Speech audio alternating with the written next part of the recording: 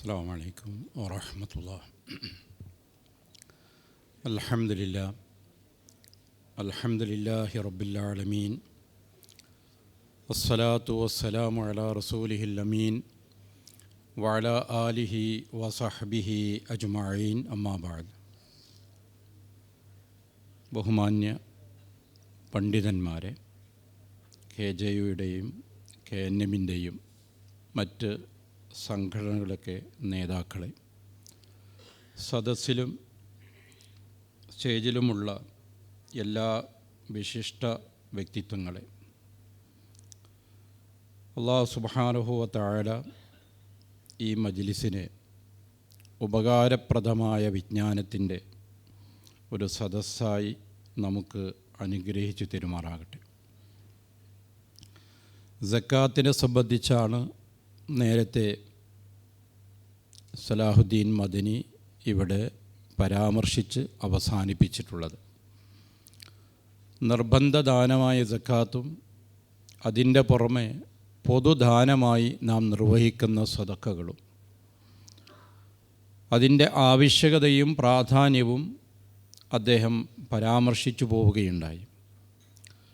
ഇസ്ലാമിനെ സംബന്ധിച്ചിടത്തോളം സക്കാത്ത് ഇസ്ലാം കാര്യങ്ങളിൽ മൂന്നാമത്തേതാണെന്ന് അറിയാത്തവർ ഈ സദസ്സിലാരും ഉണ്ടായിരിക്കില്ല.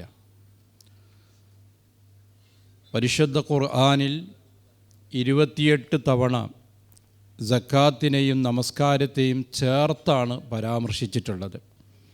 അല്ലദീന യുഖീമൂന സ്വലാത്ത വയുഊതൂന സക്കാത്ത അഖീമുസ്സലാത്ത വആതു സക്കാത്ത. ഇങ്ങനെ സക്കാത്തും സ്വലാത്തും തമ്മിൽ ചേർത്തുകൊണ്ടുള്ള നിരവധി ഖുർആനിക ആയത്തുകൾ നമുക്ക് ഖുർആനിൽ വായിക്കാൻ കഴിയും. അത് ആ സക്കാത്തിന് നൽകിയിട്ടുള്ള പ്രാധാന്യത്തെയാണ് സൂചിപ്പിക്കുന്നത്. നിർബന്ധമായും സമ്പത്തിന് സക്കാത്ത് നൽകണം എന്ന നിയമം വന്നപ്പോൾ അത് എങ്ങനെയാണ് ശേഖരിക്കേണ്ടത്, വിതരണം ചെയ്യേണ്ടത്, അതിൻ്റെ ക്രമീകരണവും നിയമവ്യവസ്ഥകളും അതോട് പ്രായോഗികമായ തലത്തിൽ തന്നെ പഠിപ്പിക്കപ്പെടുകയുണ്ടായി. പരിശുദ്ധ ഖുർആൻ റസൂലുള്ളാഹി സ്വല്ലല്ലാഹു അലൈഹി വസല്ലമയോട് പറയുന്നു, ഖുദ് മിൻ അംവാലിഹിം സദഖത്തൻ തുതഹിറുഹും വതുസക്കീഹിം ബിഹാ വസല്ലി അലൈഹിം. അവരുടെ സമ്പത്തിൽ നിന്ന് സക്കാത്ത് വാങ്ങണം. അത് അവരെ ശുദ്ധീകരിക്കുന്നതാണ്, അവർക്ക് സംസ്കരണമുണ്ടാക്കുകയും ചെയ്യുന്നതാണ്. ആ സക്കാത്ത് സ്വീകരിക്കുമ്പോൾ നൽകുന്നയാളുകൾക്ക് വേണ്ടി പ്രാർത്ഥിക്കുകയും ചെയ്യണം. ഇന്ന സ്വലാത്തക സക്കനുൽ ലഹും. താങ്കളുടെ പ്രാർത്ഥന അവർക്ക് ശാന്തിയാണ്. വല്ലാഹു സമീഉൻ അലീം. അല്ലാഹു സർവ്വതും കേൾക്കുന്നവനും എല്ലാം അറിയുന്നവനുമാണ്. സമൂഹത്തിലെ സമ്പന്നരിൽ നിന്ന് സക്കാത്ത് വാങ്ങുവാനും ആ സക്കാത്ത് നൽകുന്നവർക്ക് വേണ്ടി പ്രാർത്ഥിക്കുവാനും ഈ ആയത്തിൽ അല്ലാഹു സുബ്ഹാനഹു തആല റസൂൽ സല്ലല്ലാഹു അലൈഹി വസല്ലമക്ക് നിർദ്ദേശം നൽകുകയാണ്. ഈ സക്കാത്ത് വിതരണം ചെയ്യുന്നതിനെ സംബന്ധിച്ചും കൃത്യമായും ഇസ്ലാം സമർപ്പിച്ചിട്ടുണ്ട്.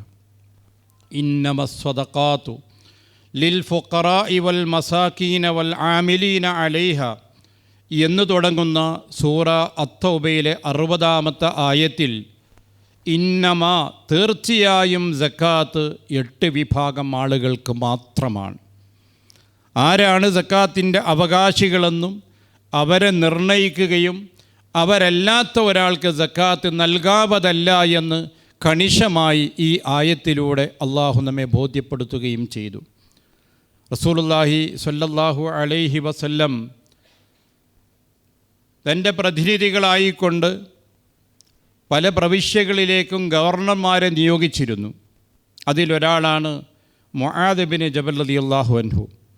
അദ്ദേഹത്തെ യമനിലേക്കാണ് അള്ളാഹുവിൻ്റെ റസൂല് നിയോഗിച്ചിരുന്നത്.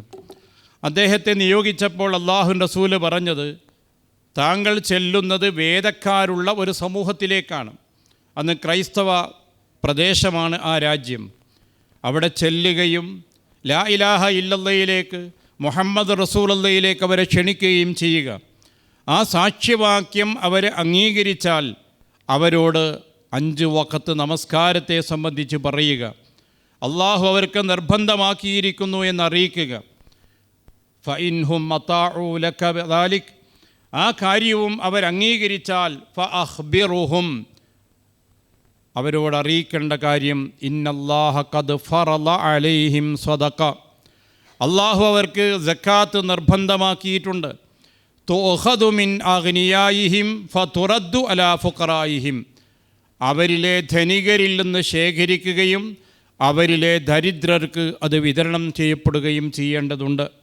ഇതായിരുന്നു റസൂൽ സല്ലല്ലാഹു അലൈഹി വസല്ലം നിർദ്ദേശം നൽകിയത്. ഫഇൻഹും അതാഉ ലക ബിദാലിക്, അക്കാര്യം അവർ അംഗീകരിച്ചാൽ ഫഇയ്യാക വഖറായിമ അംവാലിഹിം, സക്കാത്ത് വാങ്ങുമ്പോൾ ഏറ്റവും വില കൂടിയതും മുന്തിയതുമായ സമ്പത്തുകൾ അത് നീ സ്വീകരിക്കരുത്, സൂക്ഷിക്കണം, ഇടത്തരമായിരിക്കണം, കന്നുകാലികളൊക്കെ ശേഖരിക്കുമ്പോൾ ചെയ്യേണ്ടത് എന്നൊരു നിർദ്ദേശവും കൂടി റസൂലുള്ളാഹി സ്വല്ലല്ലാഹു അലൈഹി വസല്ലം നൽകുന്നു. വത്തഖി ദഅവത്തൽ മദ്ലൂം, മർജിതൻ്റെ പ്രാർത്ഥന സൂക്ഷിക്കണം, അവൻ്റെയും അള്ളാഹുവിൻ്റെയും ഇടയിൽ മറയില്ല എന്നുകൂടി നബി സല്ലല്ലാഹു അലൈഹി വസല്ലം അദ്ദേഹത്തിന് നൽകുന്ന ഉപദേശത്തിൽ കാണാം. ഈ ഉപദേശത്തിൽ വളരെ കൃത്യമായി തന്നെ ആദ്യം തൗഹീദ് പറയുവാനും അതിനുശേഷം നമസ്കാരത്തെക്കുറിച്ച് പറഞ്ഞു കൊടുക്കുവാനും അത് കഴിഞ്ഞാൽ ചേർത്ത് പറയുന്ന 3-ാമത്തെ കാര്യം സക്കാത്തിനെ സംബന്ധിച്ചാണ്. അത് അവിടെയുള്ള ധനികരിൽ നിന്ന് ശേഖരിക്കണം, അവിടെയുള്ള ദരിദ്രരേക്ക് അത് വിതരണം ചെയ്യപ്പെടുകയും ചെയ്യണം.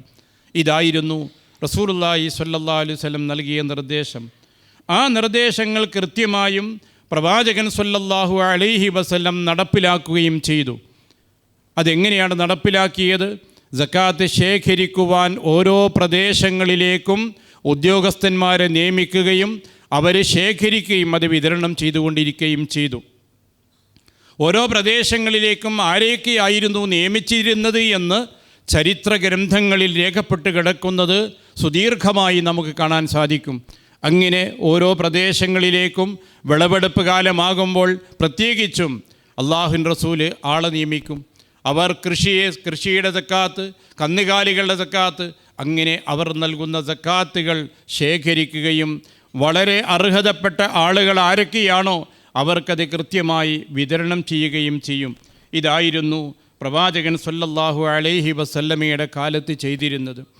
റസൂലുള്ളാഹി സ്വല്ലല്ലാഹു അലൈഹി വസല്ലം പറഞ്ഞു, നിങ്ങളുടെ സമ്പത്തിൻ്റെ 2.5%, നമ്മുടെ ഭാഷയിലേക്ക് മൊഴി മാറ്റുകയാണ് ഞാൻ, 2.5% നൽകേണ്ടത്. 200 ദിർഹമുണ്ടെങ്കിൽ അതിൽ നിന്ന് 2.5% നിങ്ങൾ സക്കാത്ത് നൽകണം എന്ന് വെള്ളിയുടെ സക്കാത്തിൻ്റെ കണക്ക് അല്ലാഹു റസൂല് പറയുന്നു. ഹാത്തു, നിങ്ങൾ കൊണ്ടുവരൂ എന്ന് പറഞ്ഞുകൊണ്ടാണ് ആ ഹദീസിൻ്റെ വചനം തുടങ്ങുന്നത്. പിന്നീട് ആ സുദീർഘമായ ഹദീസിൽ കന്നുകാലികളെ കണക്കുകളും കാര്യങ്ങളുമാണ് വിശദീകരിക്കുന്നത്. ഈ രൂപത്തിൽ സക്കാത്ത് ശേഖരിക്കുകയും അത് കൃത്യമായും വിതരണം നടത്തുകയുമായിരുന്നു പ്രവാചകൻ സ്വല്ലല്ലാഹു അലൈഹി വസല്ലം നിർവഹിച്ചത് എന്ന് ഹദീസ് ഗ്രന്ഥങ്ങളിലും ചരിത്ര ഗ്രന്ഥങ്ങളിലുമെല്ലാം നമുക്ക് കാണാൻ കഴിയും. അപ്പോൾ നബി സല്ലല്ലാഹു അലൈഹി വസല്ലമയുടെ കാലത്ത് സക്കാത്ത് എങ്ങനെ ശേഖരിച്ചു, എങ്ങനെ വിതരണം ചെയ്തു എന്ന് വളരെ വ്യക്തമാണ്. അല്ലാഹുവിൻ റസൂല് ഉദ്യോഗസ്ഥന്മാരെ നിയോഗിക്കുന്നു, അവർ ശേഖരിക്കുന്നു, വിതരണം ചെയ്യുന്നു. മദീനയിലുള്ള ആളുകൾ പ്രവാചകൻ സ്വല്ലല്ലാഹു അലൈഹി വസല്ലമയുടെ അടുക്കലേക്ക് സക്കാത്ത് കൊണ്ടുവരുന്നു, അർഹരായ ആളുകൾക്കത് വിതരണം ചെയ്തുകൊടുക്കുകയും ചെയ്തു. ഇങ്ങനെ വളരെ വ്യവസ്ഥാപിതവും കൃത്യവുമായ രൂപത്തിൽ പ്രവാചകൻ സ്വല്ലല്ലാഹു അലൈഹി വസല്ലമയുടെ നേതൃത്വത്തിലാണ് സക്കാത്ത് വിതരണവും ശേഖരണവും നടന്നിരുന്നത്. എല്ലാവിധ സമ്പത്തുകളുടെയും സക്കാത്ത് അല്ലാഹു റസൂല് സ്വീകരിച്ചിട്ടുണ്ട്. എല്ലാത്തിൻ്റെയും സക്കാത്തുകൾ കൃത്യമായും വിതരണം നടത്തുകയും ചെയ്തിട്ടുണ്ട്. ശേഷം ഖലീഫമാരുടെ കാലഘട്ടമാണ്. 1-ാം ഖലീഫ അബൂബക്കർ റളിയല്ലാഹു അൻഹു ഖിലാഫത്ത് ഏറ്റെടുത്തപ്പോൾ ഒരു ചെറിയ വിഭാഗം ആളുകൾ പ്രവാചകൻ സ്വല്ലല്ലാഹു അലൈഹി വസല്ലമയുടെ കാലത്ത് ഞങ്ങൾ സക്കാത്ത് കൊടുത്തിരുന്നു, എന്നാൽ ഇനി അത് നൽകുകയില്ല എന്ന് പറയുകയുണ്ടായി. അതൊരു വലിയ ഒരു പ്രശ്നമായി മാറി. ആ പ്രശ്നത്തിന് അദ്ദേഹം അന്തിമമായ പരിഹാരം പ്രഖ്യാപിച്ചത് അള്ളാഹുവിൻ്റെ റസൂലിൻ്റെ കാലത്ത് ഒട്ടകത്തെ കെട്ടാനുള്ള മോക്കയറായിരുന്നു നിങ്ങൾ നൽകിയതെങ്കിൽ അത് നൽകിയേ പറ്റുകയുള്ളൂ, അതല്ലെങ്കിൽ നിങ്ങൾക്ക് നേരെ സൈനിക നടപടി ഞാൻ സ്വീകരിക്കും എന്ന നിലപാട് അദ്ദേഹം പ്രഖ്യാപിച്ചു. നമസ്കാരവും സക്കാത്തും തമ്മിൽ വേർപിരിക്കാൻ അനുവദിക്കില്ല എന്ന അദ്ദേഹത്തിൻ്റെ അതിശക്തമായ ഭാഷയിലുള്ള ആ പ്രഖ്യാപനം ആ പ്രശ്നത്തിൻ്റെ പരിഹാരത്തിലേക്ക് എത്തുകയും ചെയ്തു. സൂചിപ്പിക്കുന്നത് സക്കാത്തിൻ്റെ കാര്യത്തിൽ വിട്ടുവീഴ്ചയില്ലാത്ത സമീപനമായിരുന്നു അബൂബക്കർ അല്ലാഹുവിനും ശേഷം വന്ന ഖലീഫമാരും സ്വീകരിച്ചിരുന്നത്. മൂന്നാം ഖലീഫ ഉസ്മാൻ ബിൻ അഫ്ഫാൻ റളിയല്ലാഹു അൻഹുവിൻ്റെ കാലമായപ്പോൾ അദ്ദേഹം ആളുകൾക്ക് സ്വകാര്യമായ സമ്പത്ത്, അതിൻ്റെ സക്കാത്ത് സ്വന്തമായി നൽകുന്നതിനുള്ള അനുവാദം പ്രഖ്യാപിച്ചു. സ്വകാര്യ സമ്പത്ത് എന്ന് പറയുമ്പോൾ ഒരാളുടെ കൈവശമുള്ള നാണയം, അതാണ് അംവാലും ബാത്തിന എന്ന് പറയുമ്പോൾ ഉദ്ദേശിക്കുന്നത്. അത്തരം സമ്പത്തുകൾ അവരവർക്കാണ് അറിയുന്നത്. അവന് കടബാധ്യതയുണ്ടോ, കൈവശം എന്തുണ്ട് എന്നൊക്കെ കൃത്യമായും അറിയുന്നത്. അത് വ്യക്തിപരമായി ഒരാൾക്ക് തന്നെ നൽകണമെങ്കിൽ അനുവാദം അദ്ദേഹം പ്രഖ്യാപിച്ചു. അപ്പോൾ റസൂൽ സല്ലല്ലാഹു അലൈഹി വസല്ലമയുടെയും ശേഷം വന്ന 2 ഖലീഫമാരുടെയും കാലങ്ങളിൽ എല്ലാവിധ സമ്പത്തിൻ്റെയും സക്കാത്ത് ഭരണ നേതൃത്വത്തിൻ്റെ കീഴിലായിക്കൊണ്ട് സമാഹരിച്ചു വന്നു. ഉസ്മാൻ റളിയല്ലാഹു അൻഹുവിൻ്റെ കാലത്ത് അദ്ദേഹം ഒരു ഇളവ് ആളുകൾക്ക് നൽകുകയും ചെയ്തു. എന്നാൽ കാലിയുടെയും കന്നുകാലികളുടെയും കൃഷിയുടെയൊക്കെ സക്കാത്ത് നേരത്തെ ചെയ്തിരുന്ന പോലെ തന്നെ കൃത്യമായും ശേഖരിച്ച് അദ്ദേഹത്തിൻ്റെ കാലത്തും വിതരണം നടത്തിക്കൊണ്ടിരിക്കുകയും ചെയ്തു. ഈ കാര്യമെല്ലാം തന്നെ രേഖകൾ നമുക്ക് കാണാവുന്നതാണ്. ഷറഹുൽ മുഹദ്ദബിൽ ഇത് സംബന്ധിച്ചുള്ള വിശദീകരണമുണ്ട്. മൗസുആത്തുൽ ഫിഖ്ഹിയ്യ എന്ന് പറയുന്ന ഒരു വിജ്ഞാന കോശമുണ്ട്. നിരവധി പണ്ഡിതന്മാരെല്ലാം വർഷങ്ങളായി അധ്വാനിച്ച് സമാഹരിച്ചിട്ടുള്ള, ഇന്ന് ലോകത്ത് മൊത്തത്തിൽ ശ്രദ്ധിക്കപ്പെടുന്ന ഒരു വിജ്ഞാനകോശമാണത്. അതിലും ഈ കാര്യത്തിൻ്റെ ചരിത്രം വളരെ കൃത്യമായും രേഖപ്പെടുത്തുകയും ചെയ്യുന്നുണ്ട്. ഇങ്ങനെ വളരെ കൃത്യമായും വ്യവസ്ഥാപിതമായും സക്കാത്ത് ശേഖരിച്ച് വിതരണം ചെയ്തതിൻ്റെ ഫലമുണ്ടായി. ഖലീഫ ഉമർ റളിയല്ലാഹു അൻഹുവിൻ്റെ കാലത്ത് മുആദ് ബിൻ ജബൽ റളിയല്ലാഹു അൻഹു തൻ്റെ രാജ്യത്ത്, തൻ്റെ പ്രവിശ്യയിൽ സക്കാത്ത് സ്വീകരിക്കുവാൻ ആളില്ലാത്ത അവസ്ഥയിൽ സക്കാത്ത് കേന്ദ്രത്തിലേക്ക് നൽകുവാൻ അദ്ദേഹം സംസാരിക്കുന്നതും ആ കാര്യത്തിൽ ഉമർ റളിയല്ലാഹുവിനുമായുള്ള സംഭാഷണങ്ങളുമൊക്കെ നമുക്ക് കാണാവുന്നതാണ്. സൂചിപ്പിക്കുന്നത് ഓരോ പ്രദേശങ്ങളിലും സക്കാത്ത് വ്യവസ്ഥാപിതമായി ശേഖരിച്ച് വിതരണം ചെയ്തപ്പോൾ ആ പ്രദേശത്തെ ജനങ്ങളിലുണ്ടായ മാറ്റമാണ്. സാമ്പത്തികമായി പരാധീനതകൾ കുറയുകയും ആശ്വാസമുണ്ടാവുകയും സ്വയം പര്യാപ്തതയിലേക്ക് ആ പ്രദേശത്തെ ജനങ്ങളെ എത്തിക്കുവാനും ഘട്ടം ഘട്ടമായെങ്കിലും സക്കാത്തിലൂടെ ഖിലാഫത്തിൻ്റെ കാലങ്ങളിൽ കഴിഞ്ഞിരുന്നു എന്നുള്ളത് ചരിത്രം നമുക്ക് സൂചിപ്പിക്കുന്നുണ്ട്. ഈ നിലക്കായിരുന്നു സക്കാത്ത് ശേഖരിക്കുകയും വിതരണം ചെയ്തിരുന്നത്. ആ സക്കാത്ത് വിതരണം ചെയ്യുമ്പോൾ അതിൻ്റെ അവകാശികളിൽ ഒരു വിഭാഗമായി പരിശുദ്ധ ഖുർആൻ എടുത്തു പറഞ്ഞത് പാവപ്പെട്ടവരും ദരിദ്രരും കടം കൊണ്ട് വലഞ്ഞവരുമൊക്കെ അവകാശികളായി പറഞ്ഞതുപോലെ വൽ ആമിലീന അലൈഹ, സക്കാത്തിൻ്റെ ജോലിക്കാർ, ശമ്പളം വാങ്ങുന്നില്ല അവരാണ് സക്കാത്ത് ശേഖരിക്കുവാൻ പോകുന്നത്, അവരാണ് വിതരണം ചെയ്യുന്നത്. അത്തരം ജോലിക്കാരും അവരും സക്കാത്തിൻ്റെ ഒരു വിഹിതത്തിന് അർഹരാണ് എന്ന് ഖുർആൻ പ്രഖ്യാപിക്കുകയുണ്ടായി. എന്തുകൊണ്ടാണ്? ആ ഒരു സംവിധാനമാകുമ്പോഴാണ് ഈ ഉദ്യോഗസ്ഥന്മാരും ജോലിക്കാരുമൊക്കെ ആവശ്യമായി വരുന്നത്. ഇങ്ങനെ സംഘടിതമായി വ്യവസ്ഥാപിതമായ സക്കാത്ത് സംവിധാനമാണ് ഇസ്ലാം നടപ്പിലാക്കിയിട്ടുള്ളത്. ഇങ്ങനെ സക്കാത്ത് നടപ്പിലാക്കുമ്പോൾ എന്താണ് അതിലൂടെ ലക്ഷ്യമാക്കപ്പെടുന്നത്? ആ ലക്ഷ്യം എന്തൊക്കെയാണെന്ന് ഷാഫി മദ്ഹബിലെ തന്നെ പ്രഗത്ഭരായ പണ്ഡിതന്മാർ വളരെ കൃത്യമായും വിശദീകരിക്കുന്നത് നമുക്ക് കാണാൻ സാധിക്കും.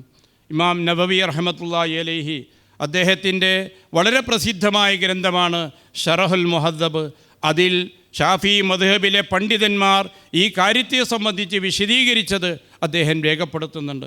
അദ്ദേഹം പറയുന്നത് കാല അസ്ഹാബുന, നമ്മുടെ പണ്ഡിതന്മാർ പറഞ്ഞിട്ടുള്ളത്, ഒരാളുടെ പതിവ്, അയാൾക്ക് കൈത്തൊഴിൽ അറിയാമെങ്കിൽ ആ കൈത്തൊഴിലിന് വേണ്ടത്, ഉപകരണത്തിന് വേണ്ടത് അവൻ്റെ സക്കാത്തിൻ്റെ സമ്പത്തിൽ നിന്ന് വാങ്ങിക്കൊടുക്കണം. കല്ലത്ത് ഖീമത്തു ദാലിക അം കസുറത്ത്, ആ ഉപകരണത്തിൻ്റെ വില എത്ര അധികമാണെങ്കിലും കുറവാണെങ്കിലും ശരി അതവന് വാങ്ങിക്കൊടുക്കണം.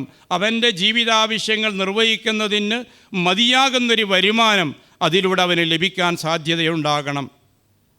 വയഖ്തലിഫു ദാലിക ബിഖ്തിലാഫിൽ ഹിറഫി വൽ ബിലാദി വൽ അസ്മാനി വൽ അഷ്ഖാസ്, തൊഴിലിൻ്റെയും നാടിൻ്റെയും കാലത്തിൻ്റെയും വ്യക്തികളുടെയും അവസ്ഥയനുസരിച്ച് ഇതൊക്കെ ഏറ്റക്കുറവുകൾ വരുന്നതാണ്, വ്യത്യസ്തമായി തീരുന്നതാണ്. അതുകൊണ്ട് ഓരോ തരം ജോലിക്കാർക്കും അവരുടെ ജോലി സാധ്യതക്കനുസരിച്ച് എന്താണോ വേണ്ടത് അതവന് നൽകുന്ന രീതിയിലായിരിക്കണം കൊടുക്കേണ്ടത്. എന്നിട്ട് പിന്നെ വിശദീകരിക്കുന്നുണ്ട്, ഒരു ഖയ്യാത്താണ്, ടൈലറാണ് ഒരാൾ, അതല്ലെങ്കിൽ അവൻ ആശാരിയാണ്, അലക്കുകാരനാണ്, അതുപോലെയുള്ള ജോലിയാണ് ചെയ്യുന്നതെങ്കിൽ അതിനാവശ്യമായ ഉപകരണങ്ങൾ അവന് വാങ്ങിക്കൊടുക്കണം. ഒരു കൃഷി കാര്യങ്ങൾ ചെയ്യാൻ കഴിവുള്ള വ്യക്തിയാണെങ്കിൽ അവനൊരു കൃഷിക്ക് വേണ്ടതെന്താണോ, അതിന് സൗകര്യപ്പെടുന്നത് എന്താണോ, ആവശ്യമെങ്കിൽ സ്ഥലം തന്നെയും വാങ്ങിക്കൊടുത്തുകൊണ്ട് ആ നിലക്ക് കൃഷി വൃത്തിയിലൂടെ അവനെ ഉയർത്തിക്കൊണ്ടുവരണം. ഇതൊക്കെ എന്തിനാണ്? സക്കാത്തിൻ്റെ സമ്പത്ത് ഉപയോഗിച്ചുകൊണ്ട് സമൂഹത്തിൽ